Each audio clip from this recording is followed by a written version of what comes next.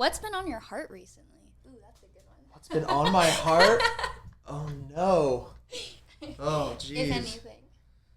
I thought you'd never ask. It's Sorry, this is a no, question. no, that's a good question though. You gotta put people on the spot and get them like emotionally vulnerable. It's I think it's just like Camus said. We're just Sisyphus pushing that boulder up the hill until it falls back down. You just constantly are pushing it up and down. But that's my lot in life, and that's what makes me happy. Yeah. And I've grown to love the push, but I think the positive side of things lately is I think, man, I got an amazing manager, Kevin Zanger, got an awesome record label and Epitaph. I have an awesome assistant, Sally, and a great team of musicians that come out and play shows with me. My boys, Chris and Eric, who you met. Yeah. And man, I really couldn't be happier. I'm further along in music than I ever thought I could be. Mm-hmm. And as far as continuing the legacy or whatever, that kind of stuff that weighs on my heart, I think at the end of the day, I know that I'm making music that truly inspires me and that makes me happy, that is authentically me. And if no one ever heard it, I think I'd still be happy. But I'd be even happier if people heard it. So go stream Jakob's Castle right now, please. You just came out with a new song. Yeah, Time Traveler. It's amazing. Go listen to it. It's in my playlist. It is pretty amazing. You're gonna love it. You're not gonna be disappointed. That's awesome. If you had a whole day where you could do anything you wanted to do, what would you do? Just never leave my bed and sleep all Okay. day. No, I'm Beautiful. totally kidding. No, what would I? Oh man, I could do anything I wanted to do ever. Anything. Oh man, like consequence free anything, or like what are the stipulations of this? Like, yeah, sure, consequence free. Okay, well I'll keep it. I'll use that knowledge with great maturity, but I mean consequence. I mean like if I'm gonna like fly to Japan, am I gonna have to worry about like Jake, you were supposed to be here at this place? No. Free to do anything. Yeah, I think I'd go to Japan. That just sounds so cool. Is that your dream destination to travel? I think so. You've never been? No, never, not yet. Yeah. Not yet. Not yet. That's good. Not yet. Or if I could just do anything. Okay, I would write like 100 hit songs per minute. I would write an infinite catalog of hit songs that were just amazing, and then like I would like watch people weep. And they'd be like, "Oh, Jake, that was such an amazing hit song." And then I'd go to my former enemies, and I would like hold like a flaming broadsword and swing it over my head and be like, "Admit it, admit it." They'd be like, "You were great, Jake, and we were wrong." And that's my best day. Do you have enemies? I feel like you're such a fun person to be around. Yeah, no, not anymore because I have the flaming broadsword. And I swing it in front of them, and I point, and I go, "Admit it, admit you were wrong." But yeah, that's a fun idea. I'm gonna just be like thinking about my perfect day from now on. Like a more reasonable perfect day is probably just like eating donuts all day. That sounds awesome. Donuts? You're a donut fan? Yeah, donuts are like my favorite. Donuts do you order? I like cake donuts. Like cake donuts, the squishy ones. Or yeah, the soft the smaller one. I know exactly which ones you're talking about. Yeah, a lot of about. people don't know this, but when you go to a donut store, they have the larger ones, the yeast risen donuts, and then those smaller, denser ones that are kind of heavy. Yeah. Those are called cake donuts, and they're like your fave.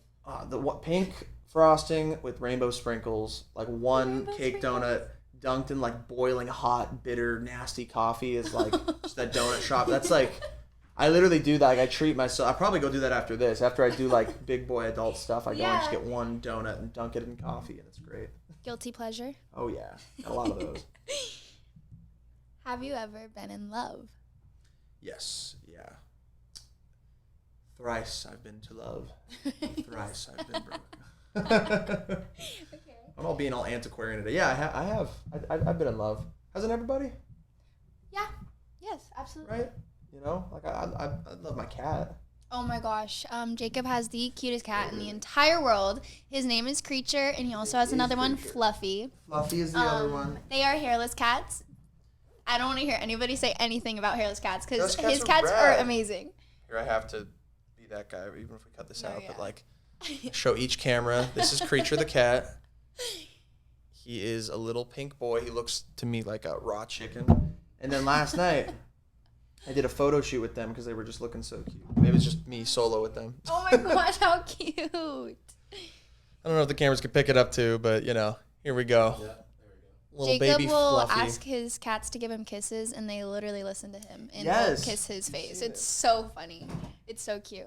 They know. They're very sweet. They're very sweet this morning too. Creature didn't beg for his food. Oh. He just waited around, and I was like, Very "You're rewarded proper. now." Yeah, very proper. Positive reinforcement for those little cats. Did you ever play any sports growing up? Yeah, like laser tag. Laser tag? Oh my gosh, extreme laser tag. That'd be fun. Yeah. We should Could do you like imagine? a company laser tag night. That would be rad. That'd That's be such so great fun. team building. There used to be this rad spot in San Diego to do it. But I did play soccer when I was really little, and then my grandpa wanted me to do sailing, so I did sailing for a while. That's cool, a sailor. Junior lifeguards, swimming, and water polo, like all that kind of stuff. Like I was very like a aquatic kid, you know. Yeah, absolutely. I love the water. Every time Jacob and I are together, we actually jump in a body of water. We have a tradition now. Yeah, we have to just immediately charge and jump into a body of water whenever we see each other. We're going to have to do it after this. I know. We can't break tradition We yet. cannot break tradition. What are you most proud of about yourself? This moment I'm sharing with you right Aww, I love you. You're so sweet. here. You're so rad. No, but what I'm most proud about myself, or like musical achievement, or like just in general in life, like what do you think your proudest moment has been thus far? honestly, my sobriety, you know, staying sober this long. I think that's like, it sounds a little corny or whatever, but I'm sober Not like at all. 6 years now, 6.5 or whatever. Congratulations. And thank you so much. You're welcome. And you know, a big part of what I do is to raise awareness, because my father obviously died from a heroin overdose when I was just a baby, and nowadays my aunt has started his sister started the Nowell Family Foundation, along with me and my other family members and stuff like that.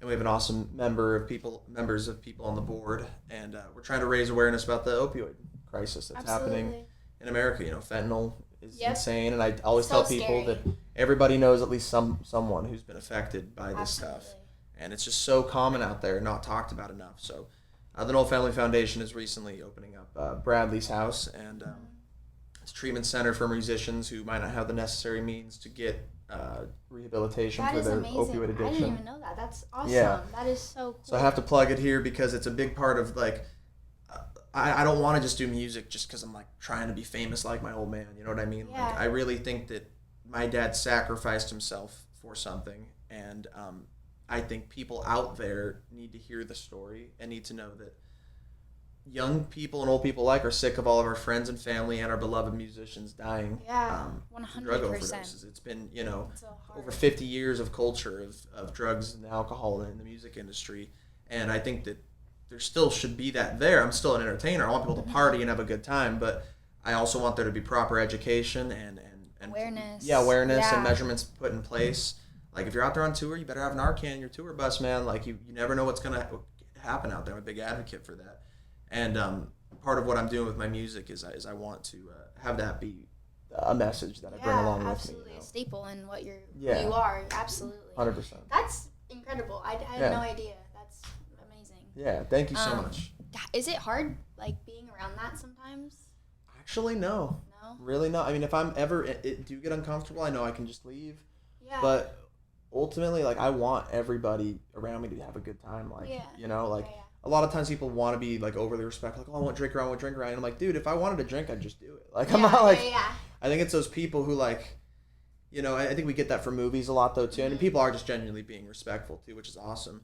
But, you know, I'm never sitting there like, oh, I must resist the temptations of the drink. Oh, like wipe the sweat off my brow. Like, if I wanted to drink and do drugs, I'd be doing that instead. But ultimately today, because of the work I've done in my life, there's no way that my experience could be enhanced in any way by that today. Yeah. So I just choose complete abstinence, but I would never preach that is the path for everybody. There's no one size fits all path. That's why it's just a self-knowledge, which isn't everything, but knowledge about, you know, drugs and alcohol and all that stuff.